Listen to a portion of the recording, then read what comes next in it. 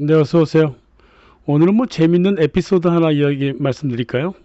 1929년에 베르톨트 브레이트가요. 은행을 터는 거하고 은행을 설립하는 거하고 무슨 차이가 있냐? 둘 다 강도인데라 그랬습니다. 서푼짜리 오페라 아주 유명한 희곡에서 1929년 그렇게 얘기를 했습니다.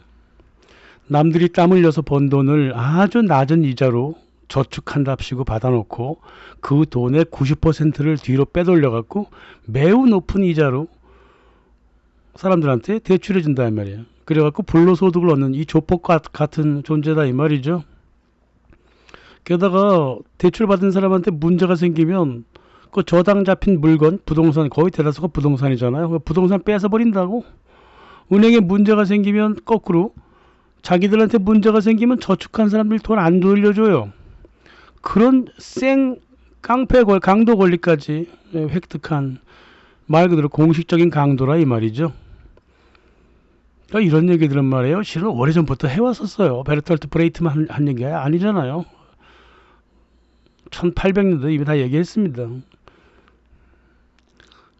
이 인류의 역사상 그 예수 다음으로 공적이고 논리적으로 이 금융자본가들을 비난한 사람들이 이제 아나키스트잖아요. 피에르 조세 프루동도 마찬가지고. 그래서 그랬습니다. 뭐 프루동도 그렇지만 뭐 여러 금융자본을 비판해왔던 사람들이 그랬어요. 여유 자금을 가진 사람과 돈이 필요한 사람들 사이를 연결해주고 중개로 수수료 받는 일을 이런 거는 은행이 할 필요가 없다 이 말이에요. 뭐 국가가 기관 하나 세워서 운영할 수도 있고요. 뭐 충분히 할 수 있는 일이다 그거죠.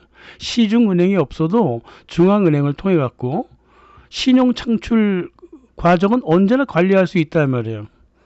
이거는 뭐 제 영상에서 알려드렸어요. 1932년 그 오스트리아의 베글 씨가 그랬죠. 신용 창출 어떻게 하는가를 정확하게 보여줬어요. 은행이 아니라 시청이 국민들, 그 시민들이 일했던 만큼의 노동의 근거에서 신용 창출을 200배 늘렸다 그랬죠. 근데 어떠한 인플레이션도 나지 않았다고 말이야. 하지만 은행이 만들어내는 신용 창출하는 이 생 거짓말은 말이야. 뭘 신용을 창출해? 그냥 인쇄로 지폐를 찍었다 그 뜻이지. 그냥 통장에 그냥 적었다 그거예요. 자기가 가진 돈 하나도 없으면서 통장에 적어주면 그게 돈이 되는 거예요. 이런 생 강도 짓을 은행들이 해왔다 이 말이에요. 하지만 시청해도 되는 일이다 그 말입니다. 그런 것들은. 그러니까 이자 없이 수수료만 받아도 경제는 충분히 들어간다. 뭐 이런 것들 다 증명해냈잖아요. 그랬습니다. 그러니까 은행은 그냥 강도다 그 말입니다. 루치오 우르트비아 시티은행 같은 도둑을 강탈하는 사람은 1000번이라도 용서받을 수 있다 이랬습니다. 법정에 나와서 그랬어요. 루치오 우르트비아는 은행을 14번을 턴 사람이에요. 은행 강도죠. 근데 은행한테 강도라 그랬습니다. 은행이 은행 강도라 그랬어요. 그래서 그 강도를 강도질하는데 뭐가 죄냐 그랬죠. 이게 이제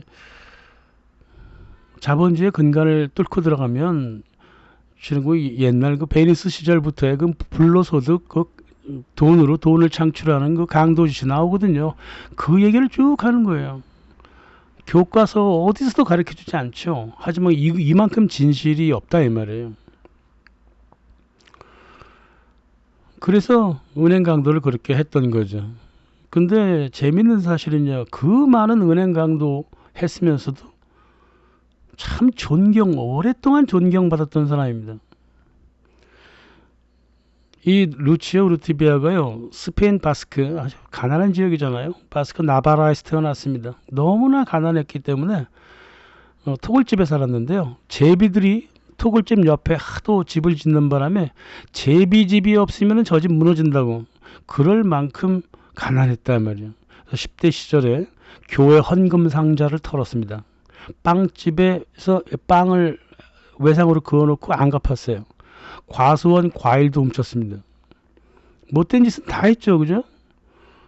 그러나 이 공통점이 하나 있습니다. 당시 나바라에서요, 교회가 제일 부자고요. 빵집이 두 번째 부자고요. 과수원이 세 번째 부자였어요. 부자만 털었다고 말입니다. 결코 옆집 물건에 손댄 적이 없어요. 루치오는. 어릴 적부터 도둑질을 해도 항상 부자들 것만 도둑질을 했기 때문에 싹수가 싹 보이잖아요. 이 루치오는요, 강자에게는 한없이 강했고요. 약자한테는 한없이 약했습니다. 그리고 나중에 이제 뭐 죽기 몇 년 전에 나는 강도질을 하고 살았지만 개인 그 누구에게도 해를 끼친 적이 없다. 그랬습니다. 해를 끼치기는 거꾸로 빈자들을 도와주기나 했다고 말이에요. 10대 말기에 이제 프랑코 파시스트 군대에 입대했습니다. 장교들이 루치오를 갖다가 빨갱이 가족이라고 막 욕했다고요. 막 두들겨 패고 그랬어요. 밥도 안 주고 그랬습니다. 아버지가 노동조합 출신이거든. 그래서 그랬습니다. 그 가족 먹여 살리려고 할 수 없이 군대에 들어갔는데 그런 불이익을 다 당하니까 군대에서 셔츠, 신발, 부츠, 스웨터, 뭐 양말, 뭐 등반용, 밧줄 이런 거 수천 개를 훔쳐갖고 시장에 나가서 팔았어요. 그래갖고 다 가족을 먹여 살렸다고. 그거 있겠어요? 그래서 탈영해버렸죠. 탈영했습니다. 탈영에서 만난 사람이 누구냐면 카탈루니아의 유명한 프랑스 레지스탕스 총잡이 엘 키코였습니다. 키코는 별명이고 프란치스코 사바테라고 하는 사람이었어요. 루치오보다 16살이 많았기 때문에 루치오가 이 프란시스코 사바테를 아버지처럼 따랐습니다. 많은 걸 가르쳐줬죠. 이 프란시스코 사바테는 그 1960년까지요. 프랑코 파시스트 군대와 게릴라 전쟁을 벌인 사람이에요. 은행 강도도 했습니다. 하지만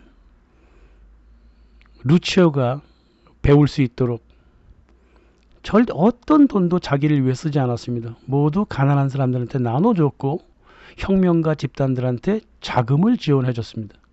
그래서 경제 역사가 에릭 홉스바움이 루치오가 아니라 사바테를 설명하면서 예수 같다 그랬습니다. 사바테의 인생은 도덕으로만 똘똘 뭉쳤다. 너무너무 순수하고 단순하기 때문에 그 성격만으로도 전설로 불리기 충분했다라고 기술을 했습니다. 대단한 사람이죠. 대단한 사람이에요. 이 사람을 스승으로 두고 루치오가 젊은 시절을 보냈던 거예요. 당시 그 스페인 비밀 경찰들이 굉장히 무자비했거든요. 막 총 쏴 죽이고 그랬어요. 여기에 맞서갖고 키코가 권총 들고 싸운 거예요. 이 사건을 저지를 때마다 뭐 자기 이름 숨기지도 않고 자기 얼굴 숨기지도 않았습니다. 은행 강도할 때도요. 자기 이름 다 밝히고 했어요. 나는 프란시스코 사바테라고 하는데 이 돈을 어디다 쓰겠다 이러면서 은행 돈을 털었다고. 그리고 당신들이 은행에서 찾아갈 돈, 돌려받을 돈 이상은 훔치지 않겠다. 이렇게 얘기를 했고. 그 로빈 후드가 정확하죠. 뭐. 이 사람의 특징은 또 뭐냐면요. 스나이퍼라는 거예요. 총을 너무너무 잘 쐈기 때문에요. 경찰들이 오히려 막 도망을 쳤습니다. 얼굴이라도 조금 보면 바로 총알이 날라오기 때문에. 하지만 어떤 경우에도 경찰한테 먼저 공격한 적은 한 번도 없었다고 알려져 있어요. 먼저 공격하면 방어했지 자기가 직접 나선 적은 없다 이 말이죠. 그러니까 무고한 경찰한테 총을 쏘지 않겠다는 거잖아요. 이건 뭐 아나키스트의 원칙 아닙니까?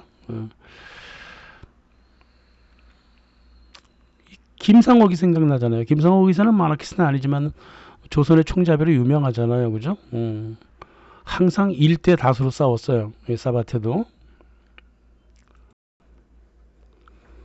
1960년 1월 5일 그 피레네에서 게릴라 전투 벌이다가 스페인 군대한테 총 맞아서 결국은 교전 중에 죽어요. 그래갖고 이 루치오 우르티베아가 얼마나 슬퍼했는지 모릅니다. 자기 아버지 죽었을 때보다 훨씬 더 슬퍼했다 그러잖아요. 평생을 존경했으니까요. 죽을 때까지. 그 키커가 남긴 말이 뭐냐면 은행 강도는 이제 그만해라. 그 효과도 별로 없고 위조 지폐를 해라. 그게 더 훨씬 더 혁명적이다. 이렇게 가르쳤습니다. 한 사회를 흔들 수 있는 좋은 방법이다. 그래서 위조 지폐법을 실은 키커가 죽기 전 몇 년 전부터 가르쳐 줬어요. 그리고 루치오도 많이 배웠고 1950년대하고 60년대는 말이에요. 지폐라든가 문서를 위조하는 거는요. 특히 그 극좌파들의 그 혁명적인 활동 중에 하나였습니다. 예, 프랑스라든가 스페인, 뭐 아나키스트 연맹에서는 그런 일 절대 하면 안 된다. 만약 그런 일을 하는 멤버가 한 명이라도 있으면 다 추방시켜 버리겠다. 이렇게 얘기했지만 뭐 말 들어요? 말 안 듣죠. 연맹이 그렇게 얘기한다고 해서 뭐 안 해요? 해왔던 거 안 해요? 하죠. 미국 경제를 무너뜨리자고 체게바라를 만났어요. 그래가지고 달러를 위조 달러를 만들어서 시장에 뿌리자. 그래서 달러 가치를 떨어뜨려가지고 미국의 신용을 떨구자 이랬단 말이에요. 미국 시장에 돈을 쏟아붓자 이랬습니다. 좀 심했죠. 비현실적이고 그죠?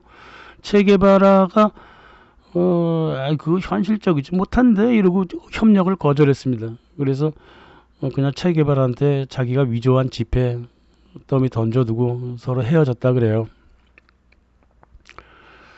글쎄요, 어떤 얘기를 했는지는 모르겠는데요.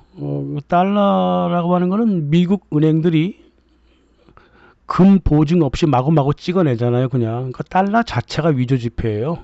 예. 위조 지폐를 찍는 위조 지폐를 조금 더 한다고 뭐 대단한 일이 벌어지겠습니까? 어차피 미국 달러는 전 세계로 다 퍼뜨리면 끝인데요. 그죠? 그래서 중과부적이라고 얘기했던 게 맞죠. 체게바라가 중과부적이다. 당신이 뭐 찍어봤자 얼마나 찍겠느냐 이런 뜻이겠죠. 미국 은행이 찍어대는 것보다 더 찍겠느냐. 어차피 달러는 위조 지폐인데 이렇게 되는 겁니다. 달러는 어떤 보증도 갖고 있지 않습니다. 루치오 우르트비아는요 1968년 학생운동도 굉장히 우습게 봤어요. 저 행동도 하나 하지 않는 청년놈들이 화풀이나 한다고 생각했다고요. 뭐 그 당시에 실은 지식인들이 좀 그랬어요. 1968년 학생운동 때요. 뭐 프랑크푸르트 학파도 마찬가지고요. 뭐 테오도르 아도르노 뭐 다 그랬습니다만 미셸 후고 뭐 롤랑 바르트 이런 사람들 저 학생들이 아무 생각 없이 행동하고 있다. 그래 루치오가 보기에는 더했죠. 저런 놈들이 다 있어 저거. 하려면 직접 행동을 해. 왜 화풀이나 하고 그래. 저 지도부 놈들 저거 나중에 정치에선 국회의원이나 해먹으려고 저런 짓 하는 거지라고 딱 그랬다고. 정확하게 본 거예요. 이게 서구의 학생운동이라는 게 웃긴다니까 이게. 한국도 마찬가지예요. 586 세대 있잖아요. 걔는 지도부, 그 지도부를 보면 꼭 국회의원이나 장관 하나 해먹으려고 그 짓하고 살았다고. 뒤에서 정당 입회원서 다 집어내고 그러고 살았다고 말이에요. 68 세대는 안 그래? 마찬가지예요. 한국의 586도 마찬가지였다고요. 20년 정도 차이를 뒀지만 다를 게 하나도 없었다.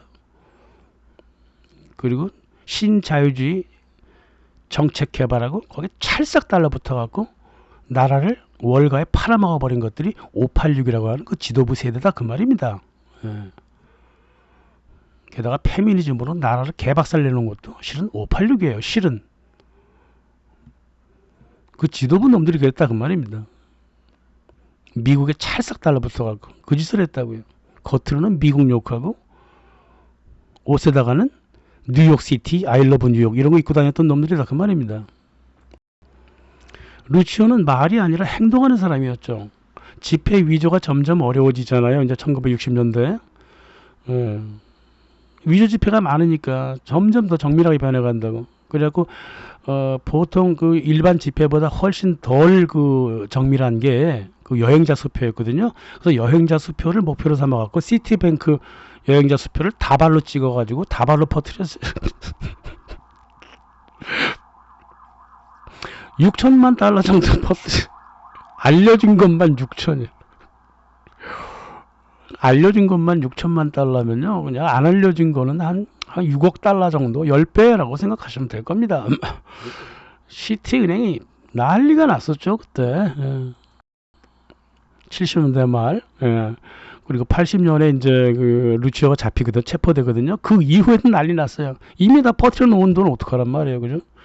프랑스 경찰국에서 이제 이미 이 루치오 오르트비아의 명성이 너무 있어가지고요, 체포합니다. 1980년.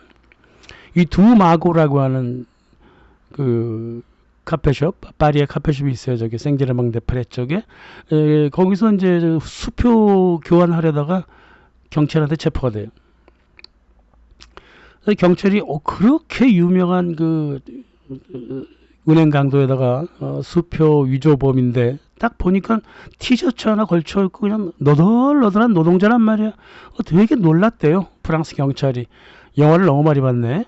그 당시 영화가요, 아랑드롱 범죄 영화가 되게 유행했거든요.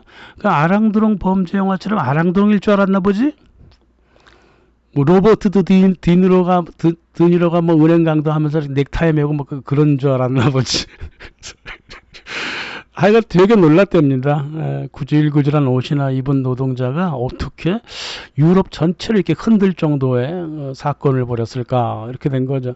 저 두 마고에는요, 그 장폴 사르트르하고 시모누 드 보바르가 뭐 세상 다 헛소리는 다 질러대면서 살았고, 에너스트 헤밍웨이가 커피 마시러 자주 왔고, 개펌 잡던 곳이고 그랬습니다만, 그래도 알베르 까미가 루치오 자주 만났던 곳이고요. 알베르 까미. 그리고 베르톨트 브레이트도 자기가 죽기 전에 1956년에 죽잖아요. 그 전에 한 몇 차례 루치오랑 만난 거로 사람들이 얘기를 하고 있어요. 존경했죠, 루치오를. 이 루치오가 위조한 퍼스트 내셔널 시티뱅크, 그때는 이제 퍼스트 내셔널에 붙었어요. 지금은 시티뱅크지만, 이 여행자 수표가 너무나 정교해가지고요, 시티뱅크 감별사들도 구분을 못했대요. 그래서 어떤 기계에 들이밀어도 위조 여부를 구별할 수가 없었다고, 그렇게 정밀하게 만들었답니다. 여행자 수표가 이제 남미 전역까지 퍼져나가요, 스페인을 거쳐가지고. 그 시티뱅크가 이제 우리 위조 수표 더 이상 보상하지 않겠다, 난리가 났죠, 뭐. 이 시티 수표뿐만 아니라 전 세계 여행자 수표 모두 환전이 거부되는 그런 사태가 발생했습니다. 그래서 뭐 여행자 수표 갖고 있던 사람들 시티은행 찾아와가지고 막 유리창 깨트리고 막 울며 불며 난리를 쳤었죠. 그리고 시티뱅크가 이 명성에 큰 오점을 남겼어요. 신용성 평가도 엄청나게 떨어졌고 주가도 되게 흔들렸고, 그래서 시티뱅크가 더 이상 이제 대민 업무를 잘 안 하게 되거든요, 얘네가. 시티뱅크가요, 다른 은행과 달리 그 대민 창구를 잘 안 열어요. 법인 창구만 열고, 또 M&A 같은 거, 뭐 그런 창구나 좀 크게 열어놓고 대민 창구는 잘 안 여는데, 아마 이런 이유 때문에 그럴 거예요. 이런 이유 때문에. 그 정도로 루치오 우르티비아가 전 세계 금융 자본계를 뒤흔들었어요. 단순한 노동자 출신 한 사람이 그랬습니다. 그래갖고 이제 경찰도 물적 증거를 찾지 못했단 말이에요. 그래야 큰일 날 것 같으니까 시티뱅크 관계자를 찾아가가지고 협상하라고 주선을 해줬어요, 검찰이. 그때 시티뱅크 그 파리 지점장 이름이 로버트 뭔데, 그 협상장에 딱 나왔을 때 처음 이 루치오를 보고 되게 욕을 했대. 쌍욕만 했답니다. 그래서 루치오가 그 자리에서 그랬대잖아요. 당신들 은행이 진짜 범죄자지 나는 아니다. 당신들은 전쟁을 일으키고 죽음을 일으키는 거, 죽음을 퍼뜨리는 것밖에는 아는 게 아무것도 없는 놈들이다, 너네들은. 이러면서 대단한 논쟁을 벌였다 그러죠. 아무튼 이 시티뱅크 사건은 유럽을 되게 흔들었고요. 법조계에서도 상당히 혼선을 주었어요. 프랑스 판사협회 회장이었던 그 주아네, 루이 주아네가 우르트비아를 가리켜서 루치오 우르티비아는 내가 되고 싶었던 모든 것을 표현하고 있다, 이랬습니다. 금융자본을 극력 반대했죠. 이 판사협회 회장은. 그 당시까지는 그랬어요. 이렇게 멋있는 사람들이 많았어요. 그 당시에는요. 1980년대까지 멋있는 사람들이 많았습니다. 신자유주의 바람이 불면서 2000년 이후부터는 멋진 사람들이 다 사라져 버렸습니다. 안타까워요. 루치오의 변호사는 저 유명한 롤랑 두머였어요. 나중에 이제 프랑스 외무부 장관이 되잖아요. 이 사람도 참 멋진 사람이에요. 예, 정말 멋지게 살아갔습니다, 인생. 루치오는 단순한 범죄자가 아니다. 정치 활동가다. 정치 활동가로 판단을 해야 한다. 프랑스 정부, 시티뱅크, 프랑스 법조계, 경제계, 스페인을 포함해서 루치오와 협상하지 않으면 위조 수표는 계속 생산될 것이다. 모든 열쇠는 루치오가 쥐고 있다. 루치오를 그냥 재판에 회부해서 징역 몇 년 때린다고 이거 해결될 일이 절대 아니다. 협상해라 그랬습니다. 그리고 협상한 거예요. 롤랑 두마는 나중에 가다피 죽인 죄로 니콜라 사르코지를 국제재판소에 제소한 사람이 롤랑 두마입니다. 참 멋있는 사람들은 다 죽어갑니다. 이렇게. 시티뱅크는요, 위조지폐 제작에 사용된 그 모든 동판하고 그 두루마리 달러 그거 넘겨주라고 그랬다고. 루치오가 넘겨줘요 그거? 안 넘겨주죠. 안 넘겨줍니다. 그랬더니 돈을 주겠다는 거야. 보상금과 뭐 두 개를 나눴대요. 보상금도 주고 합의금도 줬대요. 그래갖고 상당한 금액을 줬다는데 기록마다 좀 틀려요. 근데 얼마를 줬는지는 확실하지 않아. 100만 달러 기준으로 아마 줬을 것 같아요. 100만 달러 정도 준 것 같아요. 세상에 은행 강도가 위조 수표를 만들어서 자기 회사의 명운을 쥐고 흔들었는데 그 사람한테 제발 동판을 달라 그러면서 무릎을 꿇고 100만 달러를 줬다. 이거는 지나가는 개가 웃을 일이잖아요. 그죠? 강도가 강도한테 보상금을 줬다 이거죠. 세상에 이런 일이 어디 있어요. 그죠? 1983년 그 시티뱅크가 소송을 포기를 해버렸습니다. 그리고 검찰도 두려움에 떨었어요. 이거 자칫하다가 이거 또 위조지폐 만들겠다고 또 큰일 나는데 이래갖고 징역 그냥 30개월 때리고요. 30개월 때리고요. 그 집행유예 18개월 석방해버렸습니다. 석방했습니다. 어떻게 이런 일이 벌어졌을까요? 그리고 법정을 떠나면서 법원 관계자들 다 박수를 받았다는 거 아니에요. 로빈 후드 그랬다는 거 아닙니까? 이 1980년대는 아직까지도 그래도 사회 속에 그 멋이 살아 있었어. 멋진 사람들이 많았어요. 1980년대는 그나마. 지금은 다 사라지고 없어요. 깡그리 사라졌습니다. 멋있는 사람이 존재할 수 있는 환경이 아니에요. 이 시대가 형편없는 환경입니다. 그래서 아랑드롱이 산으로 들어가 버렸잖아요. 내가 살던 문화가 더 이상 아니다 그러면서 2000년 초에 산속으로 들어간 사람이 이제 아랑드롱인데 이런 일이 어떻게 가능했을까요? 크게 놀았기 때문에 그래요. 싸워도 크게 싸워야 되는 거예요. 저항을 해도 큰 놈과 싸워야 돼요. 그러면 나중에 대통령도 되고 지도자도 되고 그런 법입니다. 크게 노는 놈은 죽지 않습니다. 하물며 육체는 죽어도 정신은 죽지 않아. 역사는 죽지 않는다고요. 이게 권력의 속성입니다. 권력의 속성 중에 하나가 뭐냐면요. 자기한테 걸맞을 만큼 크게 죄를 저질러 버리잖아. 그럼 그 인정해버리고 뒤로 물러섭니다. 대마불사다 이 말이에요. 이게 권력가들의 어떤 기본적인 그 환경이에요. 대마불사. 큰 놈은 죽지 않는다 말이에요.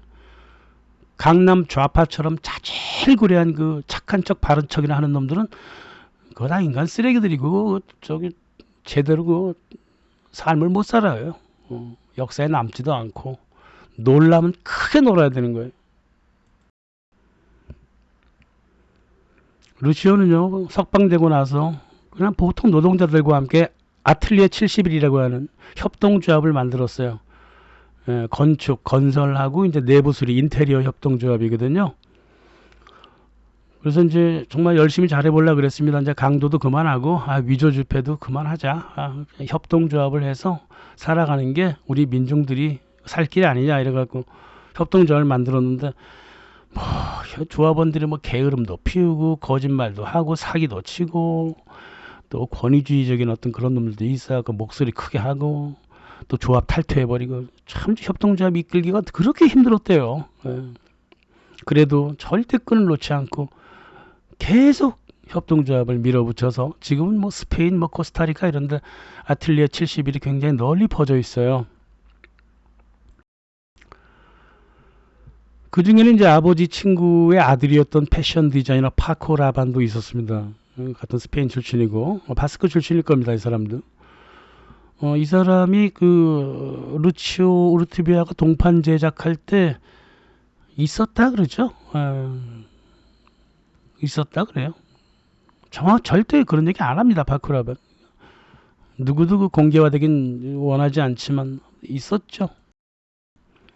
그래서 자기 패션도 이렇게 만들어낸 거예요. 옷에다가 처음으로 금속을 갖다 붙인 게 바코라반이거든요. 그러니까 금속형으로 실제 금속을 붙이든 금속형으로 디자인을 하든 간에 이렇게 만들었는데 그게 분명히 이제 루치오 우르티비아와 같이 교제를 하면서 동판 만들면서 금속 제작하는 모습을 보면서 그 떨어지는 금속 부스러기로 옷을 만들면 좋지 않을까 뭐 이런 거. 이런 말 하면 안 됩니다. 바코라반한테 혼나요. 아무튼 뭐 친구였어요. 조합원이었습니다. 2020년 루치오가 사망했습니다. 그때 그 스페인 부총리 파블로 이글레시아스가 트위터에다가 상당히 안타까운 그 얘기를 남겼어요. 몇 개를 남겼는데요. 항상 더 나은 세상을 위해서 투쟁해왔던 사람, 그리고 자기는 미래의 씨앗을 뿌리고 있다고 희망차게 싸웠던 혁명적인 벽돌공이었다. 타일공이었다.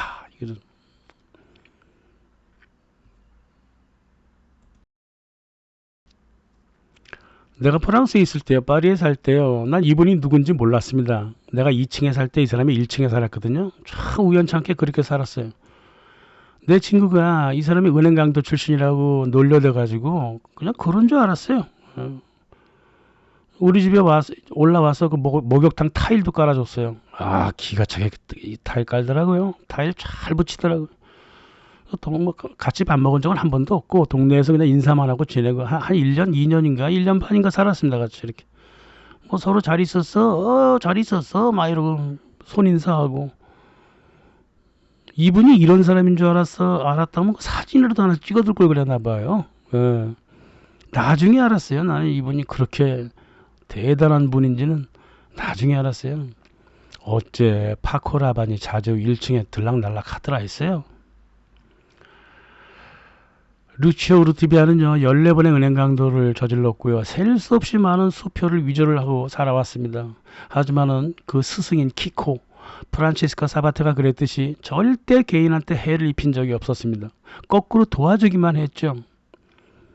우리 집 목욕탕 타일 까는 일도 돈 줬더니 안 받더라니까요. 이 루치오는요 약자한테는 한없이 약했습니다. 그리고 자기가 상대로 삼은 사람들은 항상 강하고 권력이었어요. 강한 강자한테는 무척 강하고 약자한테는 한없이 약했던 정말 진정한 좌파로서 정말 존경받을 사람이다. 이런 사람이 존경 안 받으면 어떤 좌파가 존경을 받겠습니까? 착한 척 바른 척이라는 그런 좌파라고 불리는 사람들 그 존경받을 종류가 아니잖아요. 이 금융자본과 그 금융가들과 결탁한 국가를 상대로 평생을 싸웠던 이런 사람에 비해서 금융자본과 국가한테는 한마디도 못하면서 자기 이웃 욕하기나 하고 자기 동료 욕하고 이래저래 사정도 모르면서 윗세대 욕이나 하고 있는 오늘날의 그 찌질한 좌파들이 아니다 그 말이에요.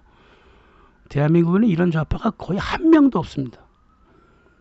루치오 우르티비아는 자기 스스로 좌파라 그랬으니까 좌파로서 존경받아도 1000번을 존경받아도 싼 그런 분이죠. 예. 저도 존경합니다. 감사합니다.